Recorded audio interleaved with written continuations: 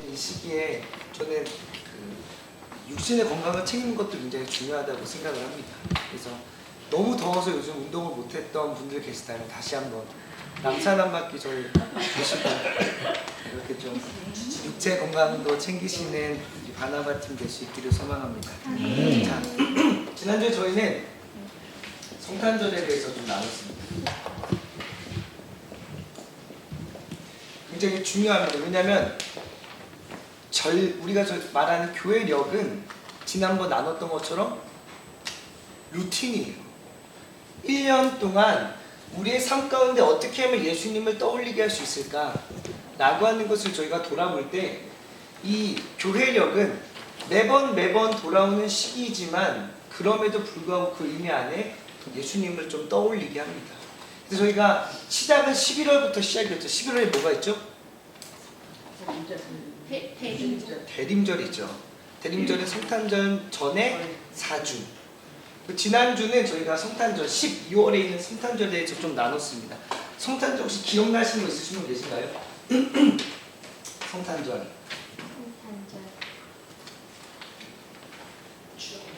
다시 오실 그렇죠. 다시 오실 예수님을 준비하는 거. 그렇죠. 기억하고 준비하는 거죠. 근데 단순히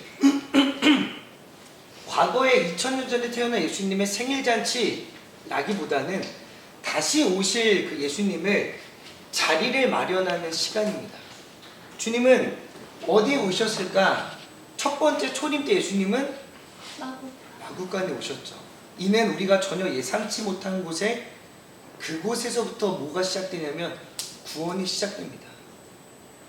저희는 예수님 하나님의 아들이라면 왕궁에 올 줄 알았던 이들이 있었죠. 누구였죠? 동방박사였죠. 그들의 그 걸음은 사실은 헛걸음이에요. 근데 그들이 향했던 그 왕궁을 향했던 그들의 생각은 오늘 우리 안에도 있습니다. 예수님이 오시면 예수님을 믿는 삶은 왕궁과 같은 삶이랄 거라는 생각 속에 살아가지만 사실 예수님은 어디 오셨냐면 마구간에 오셨죠. 가장 낮고 때로 가장 천하고 때로 가장 가난한 그곳에 주님이 오셨습니다. 그러면 성탄절은 2000년 전에 오셨던 예수님의 생일잔치보다는 다시 오실 예수님의 자리를 마련하는 시간이라면 우리가 예수님 오시기 전에 우리가 살아야 할 삶의 터전은 왕궁과 같은 삶은 아닐 겁니다. 우리 마구간의 그 삶에 초점을 잡아야 돼요. 그래서 우리는 그 마구간의 삶, 가장 작고 때로는 가장 어렵고 가장 소외되고 가장 낮고 세상 사람들이 보기에 가장 천하다고 여길 수 있는 곳, 그곳에 주님이 오실 것임을 기억하며 우리가 그 자리에 있어야 돼요. 그래야 우리가 주님 오시면 주님 만날 수 있잖아요. 우리가 예수님 오시는 날 기다린다고 하고 왕궁과 같은 삶을 기대하고 왕궁과 같은 곳에서 주님 기다리면 헛걸음입니다. 동방박사 같은 삶이에요. 하지만 우리가 주님 오실 그곳에 오늘도 우리가 그 자리에 함께 한다면 언제 오실 주님일지 모르지만 매일 같은 그 자리에 서 있으면 반드시 오시는 주님을 우리는 반드시 만납니다. 그래서 저희는 성탄절에 우리가 그 자리에 있길 원해요. 그리고 대림절 4주는 그 자리가 어딘지를 우리가 다시금 돌아보는 시간이 대림절입니다. 그래서 저는 제안을 했었죠. 우리 바나바 팀이 대림절에 그 자리가 어딘지를 고민하고 우리가 그 자리에 있는 시간이기를 바랍니다. 그리고 이 성탄절은 주님이 다시 오실 그날 그 시간에 우리가 그 자리에 있는 우리가 될 수 있기를 소망한다고 했습니다. 그래서 저는 이 성탄절을 준비하는 우리가 우리만의 기쁨을 넘어서서 우리만의 단순한 기쁨을 넘어서서 감사합니다. 죄송합니다. 우리만의 기쁨을 넘어서서 소외되고 작고 천한 그들의 슬픔을 극복해 줄 수 있는 기쁨을 전하는 날이 되어야 돼요. 왜냐하면 예수님의 친구는 없습니다. 왜죠? 헤롯에 의해 다 죽었어요. 우리 모세 이야기 보시면서 봤죠. 3살 밑에 남자친구들은 다 죽이라고. 근데 그게 어디에도 있었죠? 헤롯 때도 있었어요. 똑같은 사건이. 예수님의 친구는 없었죠. 그래서 25일, 그 28일은 무슨 날이냐면 죄 없이 죽은 아이들을 기억하는 날입니다. 왜냐하면 예수님의 탄생은 그들에겐 슬픔이 될 수 있거든요. 근데 그 슬픔을 우리가 그 작고 천하고 소외된 이들의 그 슬픔까지도 극복시켜줄 수 있는 기쁨이라면 성탄절은 더 그 의미를 되새길 수 있는 날이 아닐까라고 하는 것을 지난주에 살펴봤죠. 오늘은 무슨 날이냐? 주연절입니다. 여러분 주연절 들어보신 분? 아주 생소한 날이죠. 네네. 주연절. 그럼 주연절 혹시 들어보신 분이 손이 없었죠? 그럼 뭐 생각해 보시죠. 주연절. 주연절은 주인 주자입니다. 현은 나타나는 자예요. 주님이 나타나신 날을 이날로 지킵니다. 이날은 1월 6일이에요. 근데 왜 우리에게 좀 이날이 생소할까? 사실 이날은 12월 25일처럼 쉬는 날이 아니거든요. 빨간 날도 아니고 사실 이거 지키는 부분도 제가 나중에 제가 이렇게 살펴보겠지만 굉장히 신학적 입장에서의 차이 때문에 밀려났던 절기 중에 하나입니다. 이걸 좀 보시면 자 1월 6일 주연절에 대해서 잠시 살펴보도록 하겠습니다. 여러분 사도신경에 이런 표현 있죠. 그는 성령으로 잉태되어 동정녀 마리아에서 나시고 본디오 빌라도에게 고난을 받아 십자가에 못 박혀 죽으시고가 예수님에 대한 기록입니다. 근데 여러분 이 사도신경 안에는 예수님의 탄생과 죽음이 기록되어 있습니다. 근데 뭐가 빠졌어요? 생애가 빠졌어요. 예수님이 어떤 삶을 살았는지에 대한 기록은 없습니다. 주기도문에 이 사도신경에는 예수님의 동정녀 마리아의 탄생하신 것과 본디오 빌라도에게 고난받아 십자가에 죽은 탄생과 죽음의 이야기는 있지만 그의 삶에 대한 이야기가 없어요. 그 삶에 대한 이야기가 어디에 녹아져 있냐면 이 주현절에 녹아져 있습니다. 그렇게 중요해요. 왜 이게 밀려났냐? 이 예수님이 딱 나타났어요. 여러분 모든 신학 하나님에 대한 학문의 시작은 누구에서부터 시작하냐면 예수님입니다. 왠지 아세요? 예수님만 태어나셨거든요. 이 당시 이들의 삶 가운데 예수님 말고 보이는 사람이 없어요. 하나님 안 보이죠. 성령님은 아직 예수님 시대에 오시지 않았죠. 예수님이라고 했는데 예수님에 대한 신학적인 이야기들이 생겨나요. 이때부터. 왜냐하면 예수님이 자신을 두 가지로 설명하거든요. 신성과 인성이에요. 하나님의 아들이지만 지극히 사람의 삶을 사셨던 분이에요. 그렇게 이때부터 사람들은 이야기를 합니다. 이게 가능한가? 이때부터 하나님에 대한 이야기가 시작돼요. 예수님을 통해서 하나님에 대한 이야기의 신학이라고 하는 학문이 그때부터 사람들에게 궁금증과 이야기와 이 토론과 논의들로 시작됩니다. 왜냐하면 예수님은 신성을 가진 동시에 인성을 가진 분이거든요. 여러분, 이 우리의 신학적 이 전개 이거에 대해서 막 토론하고 논의할 때 사람들이 어디에 더 초점을 맞췄을까요? 여기에 초점을 맞췄죠. 자, 이 날이 언제인 줄 아세요? 이 날을 우리의 교회력으로 따지면 12월 25일이에요. 그렇죠. 하나님 아들로 태어나신 날. 그는 하나님의 아들로 태어나신 날을 강조하는 게 성탄절입니다. 그러다 보니 뭐가 자꾸 흐려져요? 인성이 흐려져요. 사실 저희가 설교를 들을 때도 대부분이 예수님에 대한 설교의 포인트들은 여기에 맞춰져 있습니다. 예수님이 인성에 대한 설교를 예를 들어 눈물을 흘리신 예를 들어 예수님께서 어떤 일을 행하셨을 때 그 일에 담겨진 메시지보다 우리 뭘 더 초점 맞추냐면 이거예요. 기적. 기적도 결국 어디에 있죠? 신성에 있죠. 기적에 초점을 맞추고 표적에 초점을 맞추고 놀라운 일에 초점을 맞추다 보니 예수님이 예를 들어 나사로 이야기를 보면 여러분 나사로 이야기하면 뭐가 생각나죠? 죽었다 살아나고. 그죠? 죽었다 살아난 거 생각나죠. 예수님이 나사로를 위해서 흘리신 눈물에 대한 사건은 뭐 저희가 들어본 적이 없습니다. 그렇게 초점을 잡지 않아요. 눈물 흘리신 사건은 모르지만 다시 살린 사건은 알죠. 이런 것처럼 모든 초점이 다 여기에 맞춰서 지나가요. 그러다 보니 예수님은 탄생하셨고 하나님의 아들이고 그가 십자가에 돌아가신 것들에 대해서 다 알지만 예수님이 그 3년의 공생애 동안 어떤 삶을 사셨는가에 대해서는 모르는 경우가 많습니다. 근데 이 인성을 강조했던 날이 어디냐면 주현절이에요. 근데 여러분, 이 인성을 다루는 날, 이 날은 1월 6일인데 이 날은 어떤 사건에서 시작할까요? 이거는 탄생이죠. 예수님이 마구에 태어난 날. 그러면 이 인성의 1월 6일은 무슨 날일까요? 예수님의 그렇죠. 예수님의 세례예요. 이거는 탄생이지만 이건 세례입니다.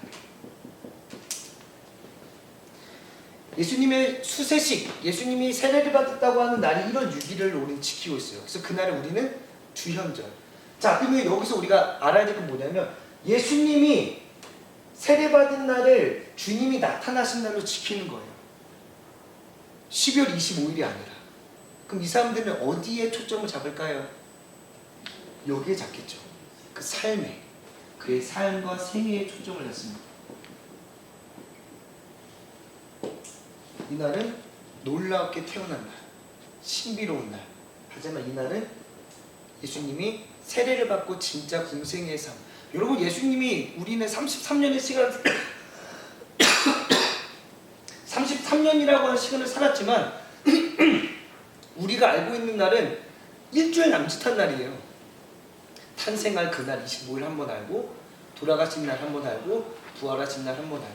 예수님은 33년을 살았는데 33년 중에 1년 남짓한 일을 막 이만큼 했지만 사실 그 32년의 삶은 가려져 있었던 것이 지금이라면 주현절은 그날에 집중합니다. 32년 동안 어떻게 사셨을까? 이날을 초점 잡는데 이날이 어디서 시작하냐면 세례부터 시작하죠. 그럼 세례를 좀 살펴봐야 돼요. 세례를 받을 때 하늘이 열리고 비둘기 같은 성령이 임해서 그때 하나님의 음성이 들립니다. 무슨 음성이었죠? 이는 내 사랑하는 아들이요 내 기뻐하는 이 사랑하는 아들이요 내 기뻐하는 자라. 기뻐하는 자. 이 음성이 들립니다. 근데 여러분, 이 음성은 하나님의 인성을 이루는 핵심이에요. 이것을 우리는 뭐라고 하느냐? 정체성이라고 합니다. 하나님이 예수님이 이때부터 정체성에 확실한 정체성을 가지고 살아요. 나는 아버지의 사랑한 아들이고 그를 기뻐하게 하는 자. 그래서 나도 그분의 기쁨이며 그분도 나의 기쁨이 된 자라고 하는 정체성을 갖고 살아요. 여러분, 재미난 건 요 이야기 다음에 세례받은 다음에 예수님이 어디로 가시게요? 광야로 가요. 그리고 그때 40일에 금식을 하죠. 그 다음에 누가 옵니까? 마귀가 오죠. 마귀 세 가지죠.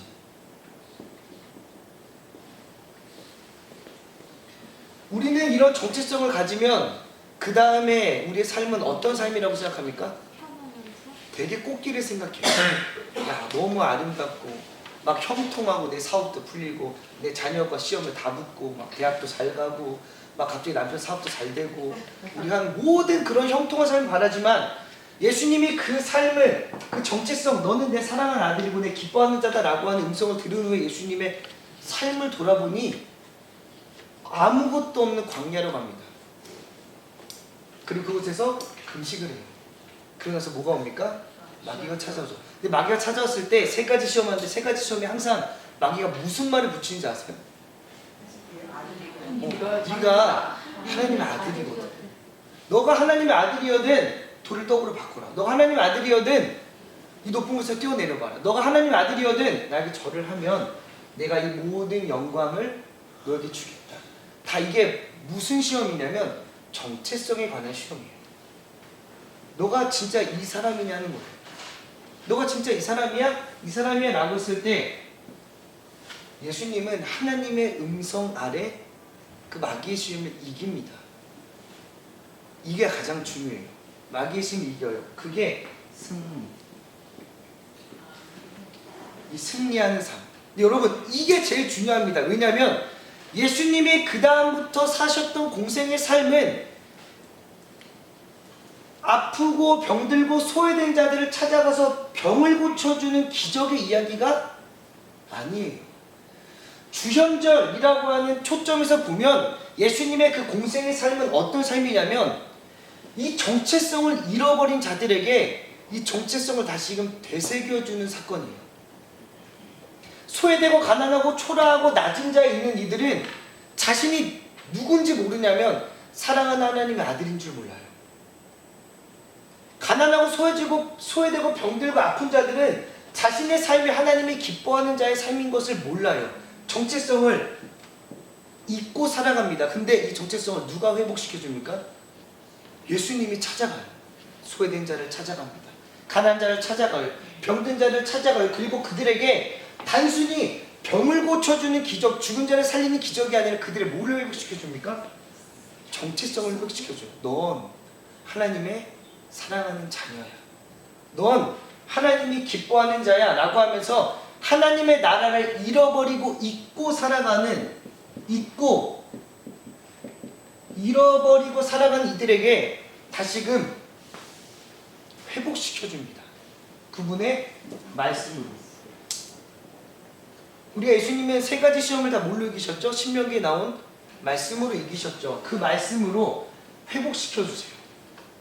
그리고 그들의 이후의 삶, 그들이 그 다음의 삶이 어떤 삶이 될 수 있도록 사랑하는 자녀의 삶이 되고 기뻐하는 자의 삶이 될 수 있도록 회복시킨 다음에 그렇게 살아라 라고 하고 보내요. 그게 앞으로 그들의 삶 가운데 뭐가 있기를 원하는? 승리의 삶을 계속하길 원하는 그 하나님의 회복의 삶입니다. 근데 그 회복의 승리는 말씀 가운데 뭐가 회복되는 거예요? 정체성이 회복되는 삶이에요. 근데 그 삶을 살아내셨던 분이 그 삶의 시작이 어디죠? 세례죠. 그걸 기억하는 게 주현절입니다. 그리고 우리 또한 그 삶을 이렇게 회복시켜야 되겠다고 되새기게 하는 날이 이 날이에요. 더 나아가 우리의 삶뿐만 아니라 아직 이걸 회복하지 못한 이들을 잊고 잃어버리고 살아가는 이들을 회복시켜주는 삶을 살아가게끔 사명을 부어주시는 날이 주현절입니다. 그렇게 우리에게 주현절은 굉장히 중요해요. 여러분 더 재미난 건 이 주현절과 짝꿍을 이루는 날이 있어요. 주현절의 마지막 날이 어느 날이냐면 변모주일이거든요. 변모주일 들어보신 분? 산 위에서 변모. 여러분 이게 그 주보에 있잖아요. 주보에 보면 위에 코딱지만하게 있어요. 뭐냐면 주현절 이후 6번째 주 뭐 이런 식으로. 성령 강림 주일 이후 16번째 주 이런 식으로 절기에 있습니다. 그 교회 주보 보시면 1부 예배, 2부 예배 그 위에 이렇게 조만한 한 줄로 있거든요. 거기 보시면 산상변모주일도 있어요. 한번 나중에 한번 찾아보세요. 오늘은 평신도주의. 오늘은 아마 저것 때문에 그럴 거예요. 평신도주의 이런 게 다 저희 교회력에 따른 이 산상변모주일이 뭐냐면 예수님이 제자 3명을 데리고 산에 올라가시죠. 그리고 그 옷이 막 휘어지고 광채가 나는 날이 이 날이에요. 마지막 날. 근데 이 마지막 날에도 재미난 건 주님의 음성이 똑같이 들립니다. 하늘에서 제자들에게 뭐라고 얘기합니까? 이는 내 사랑하는 아들이야. 이 처음에 주현절 때 들었던 음성이 주현절 마지막에도 주어져요. 여러분 주현절 다음 날부터가 무슨 날인지 아세요? 사순절이에요. 예수님의 고난과 죽음까지 이르는 그날. 근데 여기서 또 기억해야 될 게 뭐죠? 하나님의 음성을 듣고 세례를 받았던 예수님의 다음 삶이 광야였죠. 성모 우리 산상 변모주일에 예수님 변화되고 내 사랑하는 자의 음성을 듣고 나서 사순절인데 사순절은 어디에 들어가는 날부터 시작하냐면 예루살렘이죠. 그래서 우리 그날 있잖아요. 흔드는 날. 무슨 날이죠? 그죠? 종려주일부터 시작하죠. 그때 예루살렘 들어가는데 여러분 예루살렘 들어가는 때부터 왜 사순절이라고 하는지 아십니까? 사순절의 마지막이 뭐예요?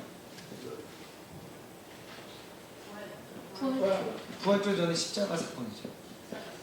그러니까 이때부터 벌써 예수님은 죽음으로 달려가는 시점이 이날이에요. 나중에 저희가 이 종려주의를 볼 거거든요. 여러분 종려주의를 왜 중요한지 아세요? 종려주의를 왜 그 사람들이 종려나무 흔들었을까요? 메시아를 반길 때 이렇게 하거든요. 그게 언제 하냐면 우리 문화처럼 그들의 문화 가운데 승리하고 돌아온 왕을 맞이할 때 종려나무를 흔들어요. 그럼 예수님 오셨을 때 종려나무 흔드는 건 무슨 힘일까요? 이제 우리에게 승리를 가져줄 왕이 왔다. 근데 그 예수님은 승리의 주라고 이렇게 흔들고 있는 그 가운데 어디로 달려갔냐면 십자가로 달려가고 있는, 전혀 정반대예요. 우리에겐 기쁨이다 하고 있는데 예수님은 죽음의 길로 가는 아이러니한 날이 종려주일인데 나중에 한번 살펴볼게요. 그 예루살렘 들어가는 그 시작, 십자가의 시작입니다. 이거 우리에게 뭘 얘기하냐면 똑같아요. 세례받고 광야 갔던 것처럼 예수님은 하나님 음성을 또 듣고 십자가의 길을 가요. 이것은 우리에게 무엇을 얘기하냐? 그 사랑하는 아들이다 자다라고 하는 이 음성이 예수님의 또 다른 시험을 이기게 합니다. 무슨 시험이죠? 십자가 시험이에요. 지지 않으려고 내가 피할 수 있거든 이 잔을 내게서 옮겨달라고 하는 이 시험대 앞에 다시 서요. 근데 그때 예수님을 버티게 했었던 게 무엇인가? 이겁니다. 산상변모주일 때 너는 내 사랑하는 아들이야 라고 하는 음성, 이걸로 인해 이 시험을 또다시 이겨냅니다. 그러면 우리는 여기서 무엇을 살펴볼 수 있느냐? 우리가 이런 세상 가운데 삶을 살아갈 때 우리에게 다가오는 광야 같은 시간들이 있어요. 때로는 십자가의 그 길을 걷는 것 같은 시간들이 있어요. 그 가운데 우리의 힘은 뭡니까? 이겁니다. 너는 내 사랑하는 자야 라고 하는 것이 그 모든 고난을 이겨낼 우리의 원동력이자 힘이라고 하는 것을 예수님이 이 주연절을 통해서 알려주고 있는 메시지예요. 우리가 세상의 악의 세력과의 싸움에서 이길 수 있는 유일한 힘은 하나님의 음성이에요. 너는 내 사랑하는 자야. 우리 이 주연절은 탄생과 죽음과 성탄과 부활 사이에 놓여져 있습니다. 근데 이 날은 우리가 무슨 날로 기억해야 되냐면 우리의 정체성을 다시금 회복하는 날로 기억해야 돼요. 왜냐? 이 정체성 회복은 오늘의 삶을 살아가는 우리에게 고난이 오더라도 십자가 사건과 같은 시험대가 오더라도 우리를 그 가운데 이겨낼 수 있는 유일한 힘이자 능력이 되는 날이기 때문입니다. 그래서 우리는 이 주연절을 기억해야 돼요. 더 나아가 우리는 이 주연절에 이 음성 가운데 승리하는 이 메시지를 누구에게도 전해야 됩니까? 여전히 세상과 악의 세력에 소외되고 좌절하고 낭망하고 쓰러지고 넘어진 이들에게도 주현절, 주님이 나타나신 그 날처럼 회복을 꿈꿔야 돼요. 회복을 전해야 됩니다. 그게 우리에게 복음이죠.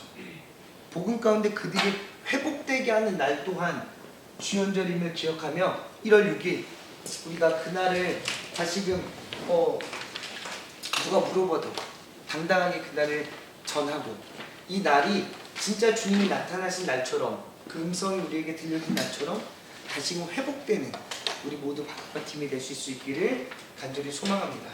혹시 질문은 끝나고 오시면 제가 아는 범위 안에서 같이 좀 나누도록 하겠습니다. 제가 잠시 기도하고 오늘 시간 마치도록 하겠습니다. 사랑과 은혜가 풍성하신 하나님, 오늘도 우리에게 주님의 귀한 새 생명 허락하여 주사 다시금 바나바 팀 부르심의 그 자리에서 잃어버린 귀한 영혼이라고 하는 하나님의 사명을 되새기며 나아갈 수 있는 귀한 시간 허락하여 주심 너무나도 감사합니다. 하나님, 우리가 주께서 부르신 그곳에서 맡은 바 사명에 충성을 다하는 우리 바나바 팀이 되게 하여 주시옵소서. 교회력을 살펴보고 있습니다. 1년 그 모든 시간 동안 주님을 기억하는 교회력을 우리의 마음에 되새길 수 있도록 도와주시고 주현절 그 주님의 삶에 우리가 주목하며 우리 또한 그 삶을 살아낼 수 있는 우리 모두가 되게 하여 주시옵소서. 감사드리며 사랑 많으신 우리 주 예수 그리스도의 이름으로 간절히 기도드립니다. 아멘. 네. 감사합니다.